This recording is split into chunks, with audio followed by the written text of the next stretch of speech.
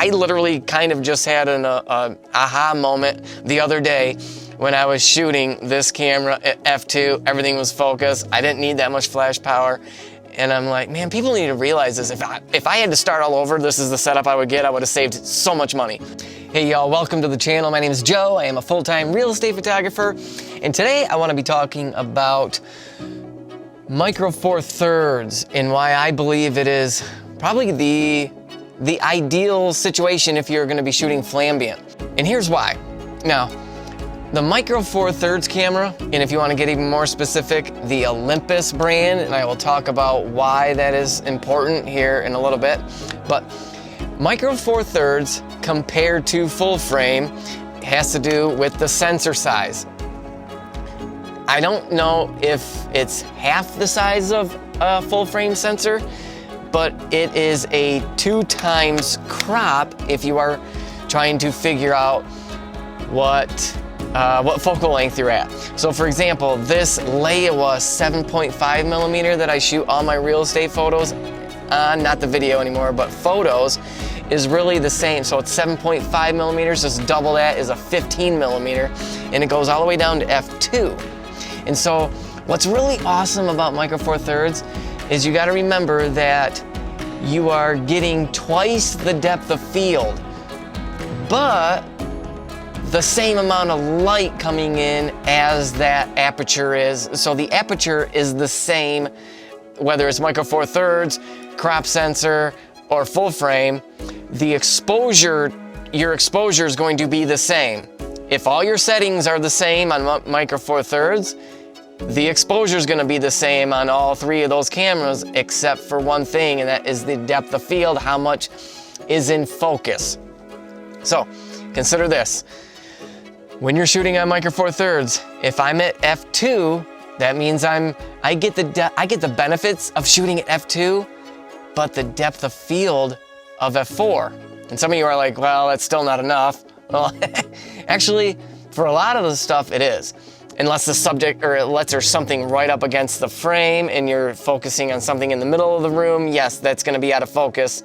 But if I just stop down to f2.8, now I have the advantage of 2.8 as far as how much light is coming in, but I get the depth of field of f5.6.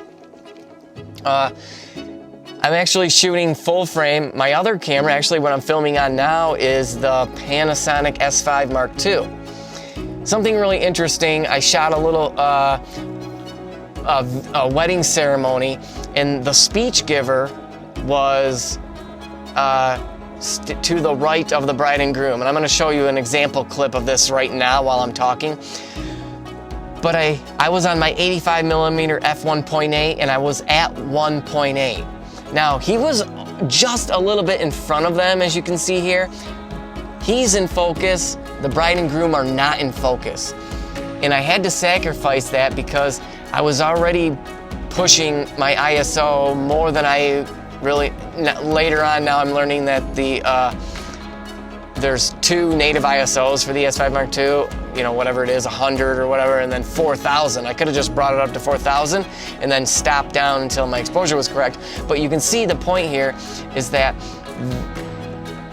because I had to be at f1.8, if I was on a Micro Four Thirds camera, I could still have that benefit of 1.8.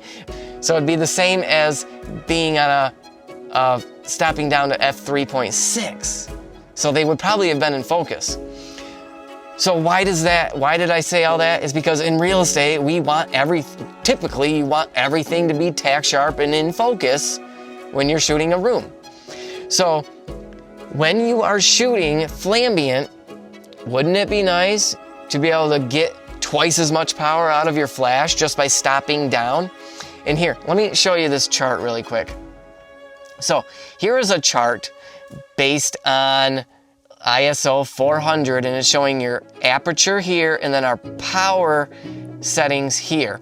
So just for example, say we are shooting at a 1/4 power right here and we're at 100 feet. That means the subject is 100 feet away. I don't know exactly what this chart means. Somebody can leave a comment below and explaining this chart. I just thought this was interesting. But get the same distance, we would have to go up to F4 at full power, right? So why this is so important is we get on a Micro Four Thirds system, we don't have to be at a quarter, or we don't have to be at full power.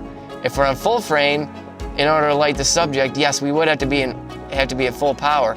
But because we could get the same depth of field by going to F2, that means we only have to be at quarter power on a Micro Four Thirds system to get the same exposure. So why am I saying all this? Is because you know how nice it is to be able to walk around with just one speed light clipped to your belt instead of like a big AD600 or whatever. And yes, I still bring that flash out if I have to, but if I need more light, if I need more flash power, then I just stop down. I can shoot, and I know for a fact I can shoot at F2 on this camera and no one's gonna say anything because it's the same as F4, and a lot of things are gonna be in focus. So if you're just starting out in real estate photography and you're really going back and forth and you're not sure what to get, and all these reviews are telling you, nobody even talks about Micro Four Thirds system. I don't even know why. You will rarely hear anybody praising Micro Four Thirds system just for about anything. Everybody loves the full frame setup. And so what I was gonna say is why I recommend Olympus for photos, not for video. Unfortunately, if you're gonna be getting into video, you probably should have a separate camera for that. And I was thinking about getting the 14-24 for my S5 Mark II to be able to just do everything with that camera. Slight problem with the Panasonic lineup is you can't run this wireless shutter release into the remote side of it for photo. If you hook this up and hit the button on your remote, it triggers the video. And I don't think there's a workaround for that, so you have to use the app and use the button on the app to have wireless shutter. And of course, with Flambant, you want that. You want to be able to be mobile and go walk around the room and do multiple flash pops. So I shoot everything on the Olympus EM1 Mark II. So another advantage of that is this camera is only like $400 or $500. You could probably find it used even cheaper on eBay. And I buy used gear all the time. There's no harm in foul in that, as long as you can see that the person took care of it. I mean, 6 months after you use it, it's already used. So if the person took care of it, why not get a deal and buy a used camera? I mean, these shutters are good for over 100,000 usually. It will definitely pay for itself if you do more than 2 shoots a week. So, and the flip out screen is super nice. I don't get paid by Olympus to say any of this stuff. It's just that literally I have had so many cameras and I really do find myself just always going back to this. I've shot many listings with the full frame S5 Mark II, one of the newest cameras on the market right now. And I just always go back to this. And it's because I can shoot at F2 and I know that still everything is gonna be in focus, And that is so huge because remember, you don't need as much flash power if you're at F2, right? So consider that. Leave me a comment below. Let me know what you're shooting on and why. I would love to hear it. I think other people that are shopping for cameras would love to hear that too. So again, make sure also to hit that like button. If you've been watching this video this far in, click that like button. I love to see those thumbs up. YouTube likes to see that because they let people know that, hey, they like this video. We're gonna keep pushing it out because I believe this is helpful for people. So I appreciate you watching. I hope I helped you. We'll see you in the next video, guys. Bye-bye.